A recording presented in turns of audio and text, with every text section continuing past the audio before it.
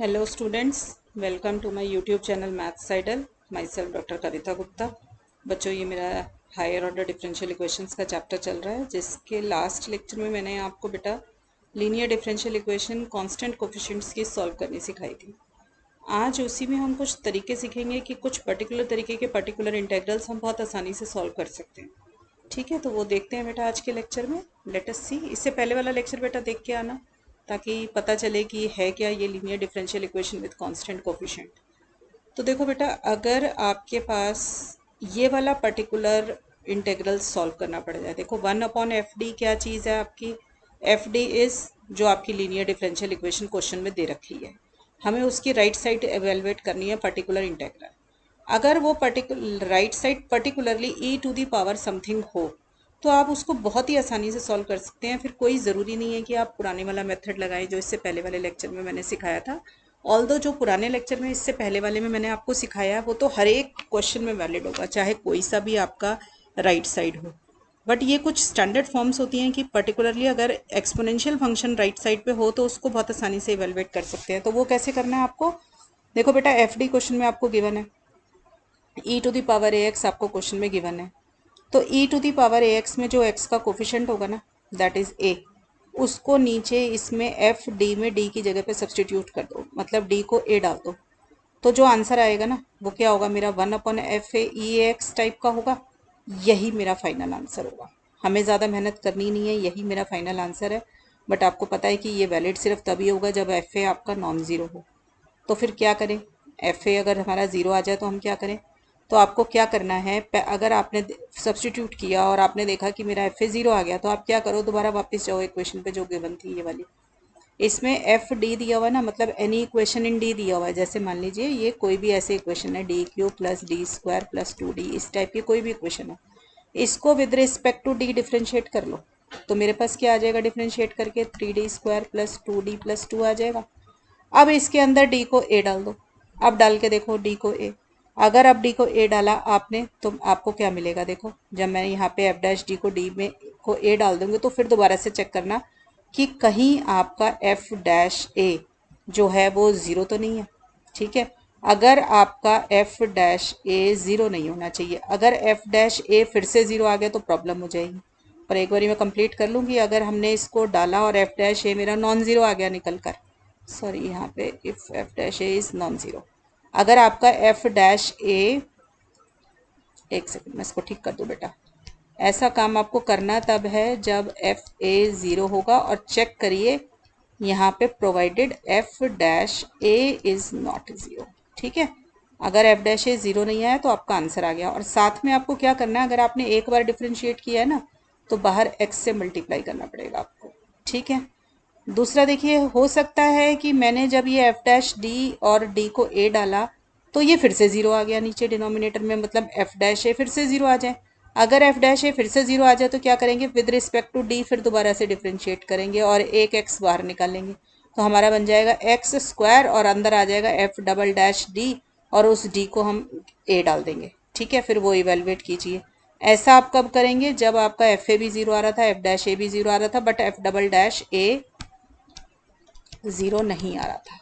ठीक है, तो मतलब जब नॉन ज़ीरो आ जाए तब रुक जाइए, और अगर ज़ीरो आ रहा है तो बार बार डिफ्रेंशिएट करते जाइए और एक एक एक्स बाहर निकालते जाइए और डी को ए डालते जाइए। ठीक है, तो मैंने जनरलाइज करके बेटा फॉर्मूला लिख दिया, ये देखो 1/f(d)(ex) क्या होगा आपका। देखो ये जो एफ डी है इसको आर टाइम्स डिफ्रेंशिएट कर रही हूँ मैं, आर टाइम्स इसलिए डिफ्रेंशिएट कर रही हूँ कि आर एथ डेरिवेटिव ज़ीरो नहीं आ रहा, बाकी के सारे ज़ीरो आ रहे हैं। ठीक है, मान लीजिए हमने निकाले तो f a, f dash a, f double dash a, ऐसे करके r minus one th derivative तक तो मेरी वैल्यू ज़ीरो आ रही थी, और आर एथ डेरिवेटिव पे नहीं आ रही थी, तो नीचे बच गया f r at d equal to a. और बाहर क्या होगा, उतने ही एक्स बाहर आ जाएंगे, तो एक्स टू दी पावर एर बाहर आ जाएगा और e to the power A x as it is रह जाएगा। तो मैंने ये जनरल कर दिया है फॉर्मूला, यहाँ पे जनरलाइज कर दिया है। देखो मैं क्वेश्चन में समझाती हूँ, बहुत आसानी से आपको क्वेश्चन में समझ आ जाएगा। ऐसे फॉर्मूला समझना मुश्किल होता है, बट क्वेश्चन में कॉन्सेप्ट बहुत जल्दी क्लियर होता है। देखो सपोज कर लीजिए ये क्वेश्चन मुझे गिवन है, मान लो क्वेश्चन ये एग्जाम में आ गया, तो सबसे पहले आपके माइंड में क्या बात आनी चाहिए कि ये डी क्या चीज़ है, मेरी डी आपको पता होना चाहिए कि ये ऑपरेटर होता है डी बाई डी एक्स। ठीक है, सबसे पहले आपको पता चला ये क्वेश्चन ऑर्डिनरी डिफरेंशियल इक्वेशन का है। फिर आपने देखा डी क्यूब लिखा हुआ है, डी क्यूब का क्या मतलब होता है, D cube by D X cube. ठीक है, ये सब नोटेशन मैंने इससे पहले वाले लेक्चर में सिखा दी थी।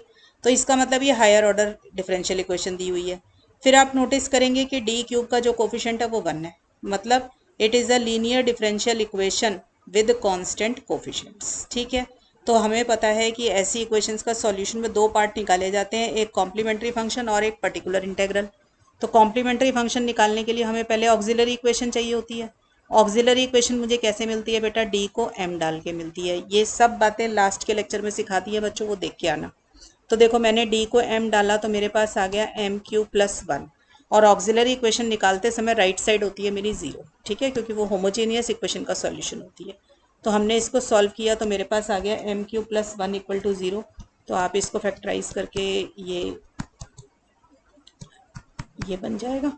ये मैंने a³ + b³ का फॉर्मूला लगा लिया। ठीक है बेटा, तो ये क्या आ गया m-1, और ये क्या देगा आपको m² - m + 1 0 है, तो डिस्क्रिमिनेंट क्या आएगा b² - 4ac, तो यानी कि -1 का स्क्वायर -4 × 1 × a, तो ये आ जाएगा 1 - 4 which is equal to √3i।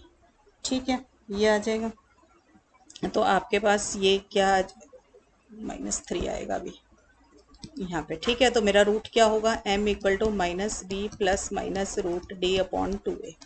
तो -b क्या है, -1 ± √d, तो ये हो जाएगा √3i/2a। तो ये आ जाएगा 1 ± √3i/2। ठीक है, ये आ गया। तो आपने देखा कि रियल रूट भी आया और कॉम्प्लेक्स रूट भी आया। ये वाला आपका रियल नॉन रिपीटेड रूट आया है। ठीक है, नॉन रिपीटेड इसलिए क्योंकि एक ही बार आया, -1 रिपीट तो नहीं हो रहा। और ये आपके क्या आए हैं, कॉम्प्लेक्स नॉन रिपीटेड रूट, यही आए हैं। तो आप सबको याद होना चाहिए कि ये दोनों CF बनाने में कैसे कंट्रीब्यूट करेंगे। तो हमारा कॉम्प्लीमेंट्री फंक्शन क्या होगा बेटा, ये सब बातें मैंने लास्ट लेक्चर में सिखा दी हैं। तो कॉम्प्लीमेंट्री फंक्शन CF इज़, आपको रियल पार्ट जो भी होता है उसको हमेशा e की पावर में चढ़ाना होता है। तो मेरा रियल रूट -1 आया तो -1 मैंने ऊपर लिख दिया। इसको इंडिपेंडेंट वेरिएबल x से मल्टीप्लाई कर देंगे तो e -x आ जाएगा। बाहर आपको पता ही है जितने आपके रूट निकलेंगे सबको कांस्टेंट से मल्टीप्लाई किया, तो मैंने a कांस्टेंट मान लिया प्लस। अब दूसरा रूट आपका ये आया 1/2 ± √3/2i। अब ये 1/2 क्या है, आपका रियल पार्ट है। ठीक है ना, तो रियल पार्ट को हमेशा e की पावर में चढ़ाओ और इंडिपेंडेंट वेरिएबल से मल्टीप्लाई कर दो। ठीक है, और ये जो इमेजिनरी पार्ट होता है इसका क्या करना है, कॉस और साइन बनाने हैं। तो b cos √3/2x + c sin √3/2x, यही सिखाया था आपको। Where a, b and c are arbitrary constants. ठीक है बच्चों, क्लियर हो गई ये बात। अब देखो पर्टिकुलर इंटेग्रल निकालेंगे। पर्टिकुलर इंटेग्रल राइट साइड का होता है। पर्टिकुलर इंटेग्रल के लिए मैंने हमेशा बताया इक्वेशन को पहले 1/fd into right hand side की फॉर्म में लिख लो, यानी कि 1/fd क्या होता है, गिवन इक्वेशन जो आपको d की फॉर्म में गिवन थी वो थी मेरी d³ + 1, और राइट साइड जो क्वेश्चन में गिवन है 3 + e की पावर -x + 5e2x, ये लिख लिया। ठीक है बेटा, क्लियर है।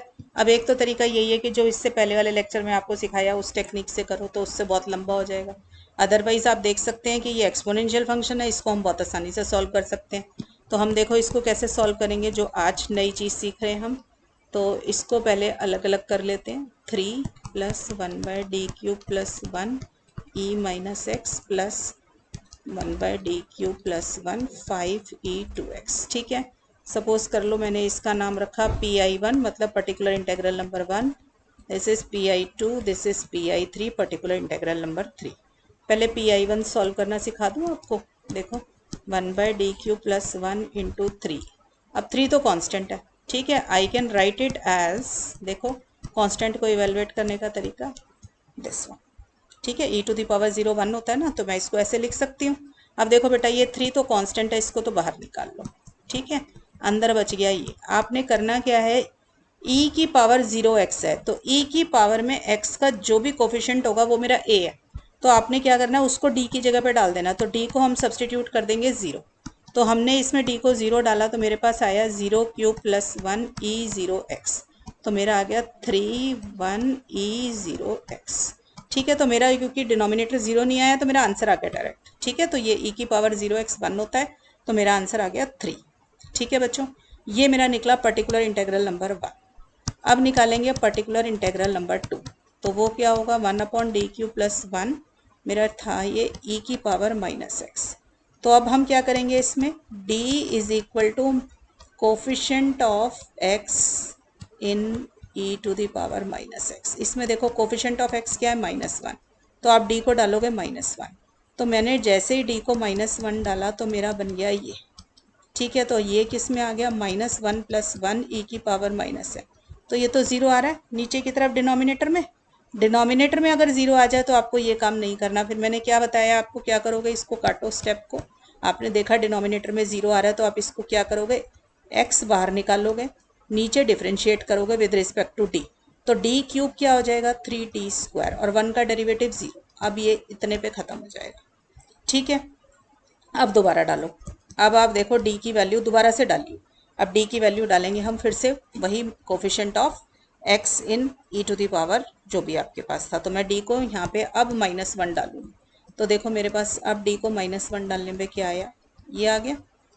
तो देखो बेटा x/3e-x। अब डिनोमिनेटर में 0 नहीं आ रहा तो मेरा आंसर आ गया। ठीक है, तो मेरा पर्टिकुलर इंटेग्रल नंबर 2 आया है x/3e-x। क्लियर हो गई बच्चों बात यहाँ तक। ठीक है, और देखो पर्टिकुलर इंटेग्रल नंबर 3। ठीक है, यहाँ पे देख लेते हैं PI3। पर्टिकुलर इंटेग्रल 3 मेरा है बेटा 1/d³ + 1 5e2x। ये क्वेश्चन में गिवन है मुझे, जो हमने ऊपर बनाया। अब देखो ये 5 तो बाहर निकाल लो। ठीक है, 5/d³ + 1, क्योंकि ये तो कांस्टेंट है, ये कुछ नहीं कहेगा। अब क्या करोगे, पुट करोगे d को कोफिशिएंट ऑफ x। ठीक है, तो कोफिशिएंट ऑफ x क्या है, 2। तो मेरे पास पर्टिकुलर इंटेग्रल नंबर 3 क्या आ गया, 5, x को मैंने डाला 2। ठीक है, और सॉरी d को डाला 2, तो मेरे पास आ गया 5, 2 2 4 2 8 + 1 9। ठीक है, अब ये भी 0 नहीं आ रहा था तो ये भी आंसर आ गया। ठीक, तो फाइनली मैं सॉल्यूशन कैसे लिखूंगी बेटा, y is equal to CF + PI। अब CF मेरा क्या था, AE-x प्लस e की पावर ½ x, यही था ना, e की पावर ½ x और b cos √3/2x plus c sin √3/2x। ये तो मेरा CF था। अब PI जितने आया, PI1 था मेरा 3 और PI2 आया मेरा x/3e-x और ये आया 5/9e-2, e माइनस नहीं था, e2x। ठीक है बच्चों, तो इस तरीके से आपने देखा कि मैंने अगर पर्टिकुलर फॉर्मूला यूज़ किया इसका तो मेरा ये ई वाला आंसर कितनी आसानी से सॉल्व हो गया। ठीक है, चलो और देखते हैं बच्चों। यहाँ पर नेक्स्ट क्वेश्चन देखो, d² + 4d + 4y is equal to 2 sin hyperbolic 2x। ठीक है, अब सबसे पहले तो ये बता दूं आपको कि साइन हाइपरबोलिक का क्या फॉर्मूला होता है। तो देखो साइन हाइपरबोलिक 2x अगर है तो आपका फॉर्मूला होगा e की पावर जो हाइपरबोलिक के साथ लिखा है, 2x लिखा है तो 2x माइनस फिर इसी का माइनस वाला अपॉन 2। ठीक है, तो 2 साइन हाइपरबोलिक 2x क्या हो जाएगा मेरा, e की पावर 2x माइनस e की पावर -2x। ठीक है, तो मेरा क्वेश्चन कन्वर्ट हो गया बच्चों, d² + 4d + 4y is equal to 2 नहीं आएगा, e की पावर 2x माइनस e की पावर -2x। ठीक है बच्चों, चलिए अब क्या करेंगे, सबसे पहले ऑक्सिलरी इक्वेशन इस कैसे मिलती है, d को m डालकर। तो डालिए, d को मैंने m डाला और राइट साइड को 0 डालने से मिलती है, क्योंकि ये होमोजीनियस इक्वेशन का सॉल्यूशन होता है और होमोजीनियस का मतलब राइट साइड इज 0। ठीक है, तो ये किसके बराबर है बच्चों, a² + b² + 2ab, यही है, m + 2 होल स्क्वायर। तो ये मेरा सॉल्यूशन आ जाएगा -2 -2। अब ये क्या आया है, रियल नंबर भी आया है और रिपीटेड रूट आया है। ठीक है ना, रिपीटेड रूट है ना, ये -2 -2 सेम नंबर 2 बार ही आ गया। तो हमारा कॉम्प्लीमेंट्री फंक्शन क्या होगा, मैंने हमेशा बताया जो भी रूट आ रहा है उसको e की पावर में चढ़ा दो और इंडिपेंडेंट वेरिएबल से मल्टीप्लाई कर दो। इंडिपेंडेंट वेरिएबल मेरा x है तो मैंने x से मल्टीप्लाई कर दिया।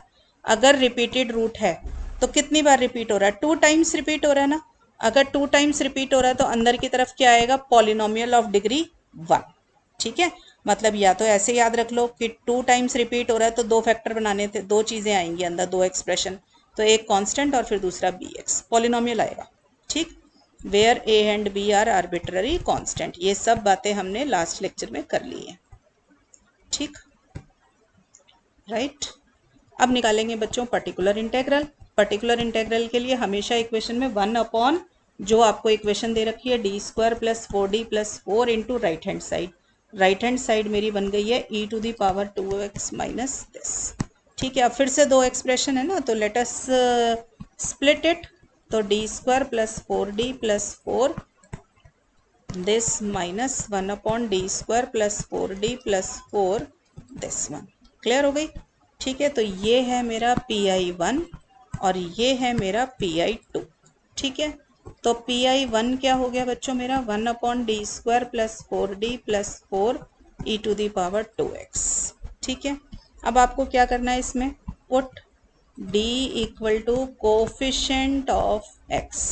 तो कोफिशिएंट ऑफ x क्या है 2, तो आपके पास क्या आ जाएगा 2 टू ज़ा 4 प्लस 4 टू ज़ा 8 plus 4 e to the power 2 आ गया है। तो नीचे इसका 0 नहीं बना तो 1 अपॉन 16 e2x। तो मेरा PI1 आ गया 1 अपॉन 16 e2x।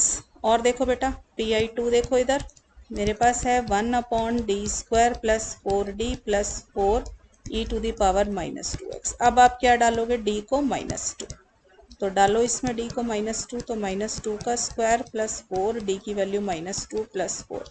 सॉल्व करके देख लो बेटा ये क्या आ रहा है, तो ये 4 और 4 8 और ये तो 0 आ रहा है। ठीक है ना, तो ये तो 0 बन गया मेरा, तो ये वाली चीज़ तो मेरी नहीं चलेगी। ठीक है ना, क्योंकि 0 बन गया ना, नीचे डिनोमिनेटर में 0 नहीं आना चाहिए।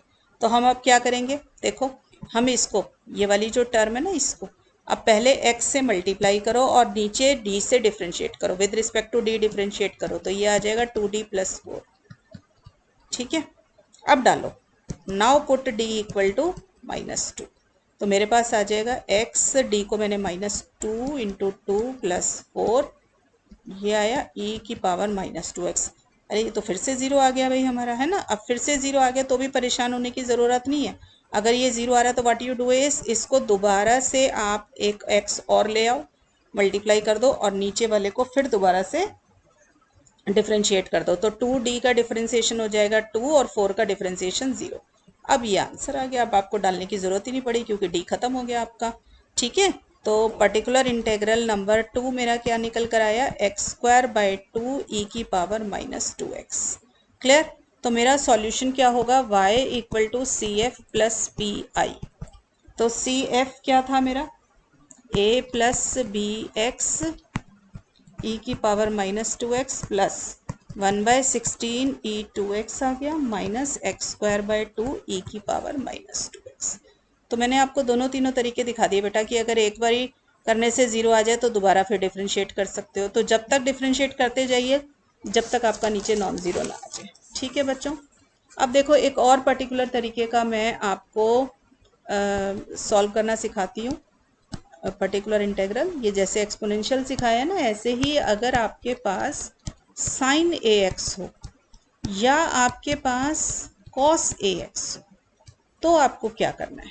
ठीक है, ये भी बहुत आसानी से सॉल्व हो जाते हैं। देखो यहाँ पे आप क्या करेंगे, d² को -a² डालेंगे।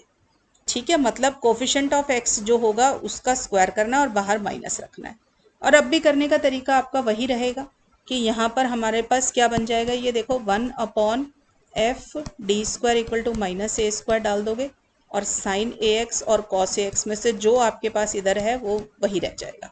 तो ये आपका फॉर्मूला बन गया। इसमें आपको ये याद रखना है, प्रोवाइडेड ये आप कब कर सकते हैं, जब आपका नीचे वाला ये 0 ना हो, -a² is not equal to 0। तो फिर बात आती है कि अगर 0 आ जाए तो मैं क्या करूं।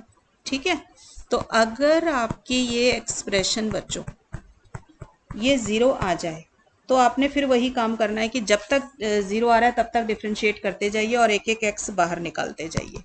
देन देखो 1/f d sign A X या फिर कॉस ए एक्स में से कुछ भी हो, this is equal to X to the power R 1 upon F of D square equal to minus A square, R times differentiate कर दो, साइन ए एक्स या कॉस ए एक्स में से जो मर्जी हो, ठीक है।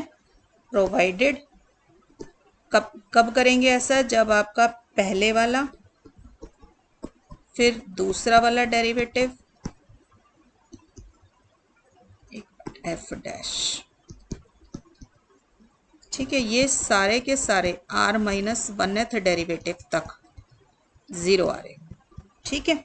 जितने ज़ीरो आ रहे होंगे उनको छोड़ देंगे, बाकी जिस पे नॉन ज़ीरो आ रहा होगा वो वाला इवेलुएट कर लेंगे, और जो जितने डेरिवेटिव नॉन ज़ीरो आ रहा होगा उतने ही एक्स बाहर होंगे, ठीक है ना।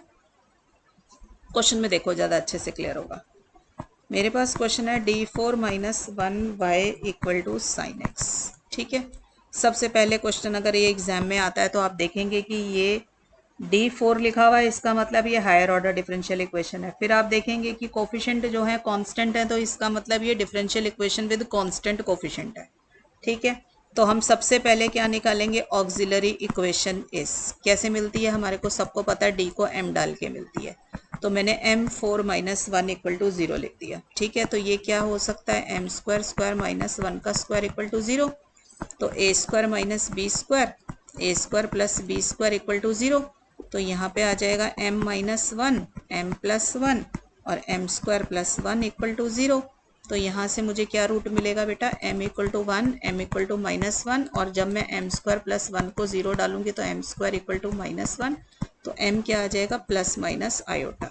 तो मेरे रूट्स आ गए 1 माइनस 1 प्लस माइनस आयोटा, ठीक है। तो ये तो आए हैं दोनों रियल नॉन रिपीटेड रूट, ठीक है, और ये आया है आपका कॉम्प्लेक्स रूट। क्लियर।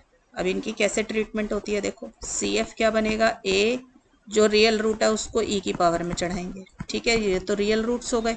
कॉम्प्लेक्स में देखो, कॉम्प्लेक्स में रियल पार्ट तो आया नहीं, तो रियल पार्ट का तो ई की पावर 0x आ गया, और अंदर क्या आ जाएगा, cos x, और ये आ जाएगा sin x, क्योंकि इमेजिनरी पार्ट आया प्लस माइनस 1, ठीक है ना। तो एक cos x और दूसरा sin x में चला गया, right. Where A, B, C and D are arbitrary constants। Clear हो गई बच्चों बात यहाँ तक, ठीक है। अब निकालेंगे बच्चों पर्टिकुलर इंटेग्रल, ठीक है। तो पर्टिकुलर इंटेग्रल क्या निकलेगा हमारा, वो हमेशा पहले 1 अपॉन एफ डी फॉर्म में लिखो, ये इक्वेशन आ गई। अब साइन एक्स आ गया, क्लियर है बच्चों। सबसे पहले हमने क्या करना है, put D square equal to minus coefficient of X का स्क्वायर, ठीक है।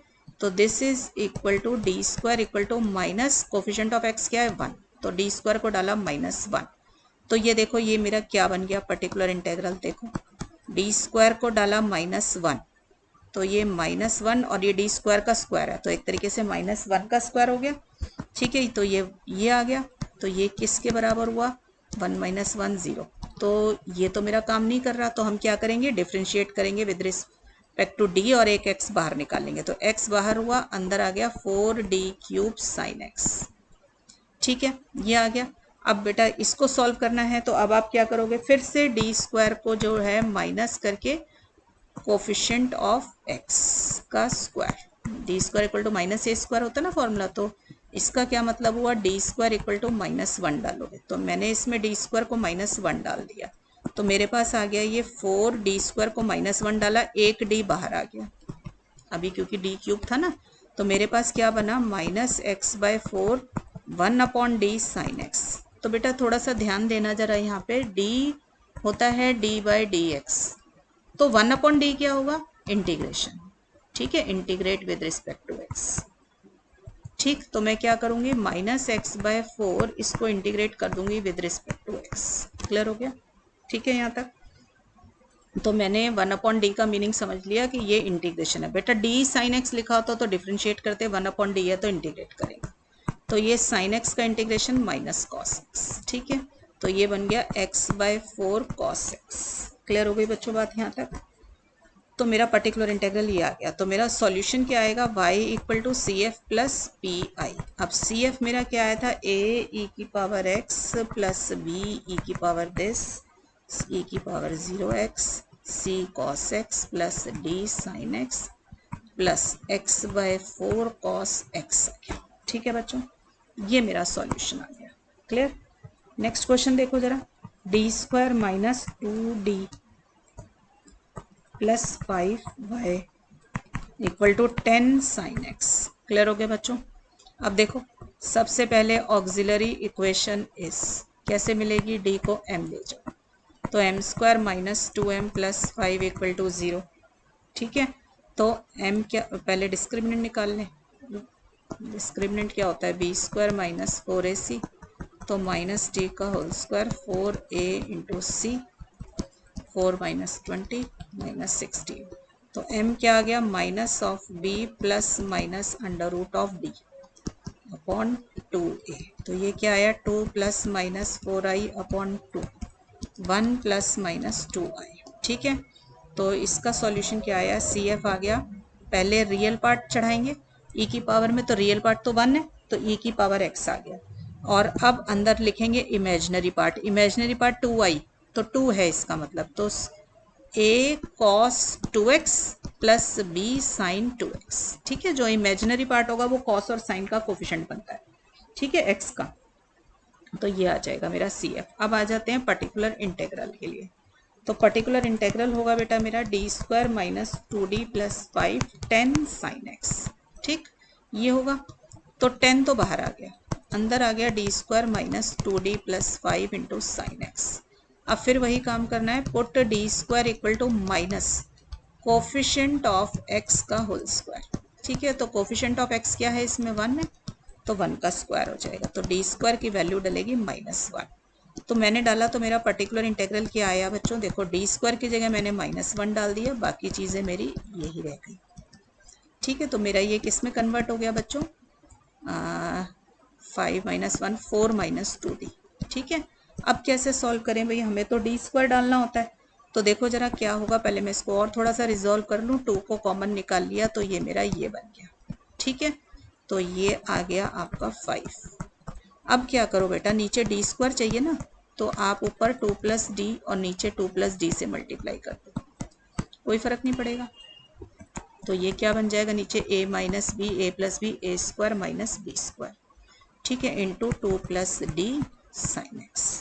ठीक है, इस 2 प्लस डी को इस साइड रख लेते हैं क्योंकि उसे बाद में इवेलुएट करेंगे, इसे पहले करेंगे। ठीक, अब डालो, put D square equal to -1।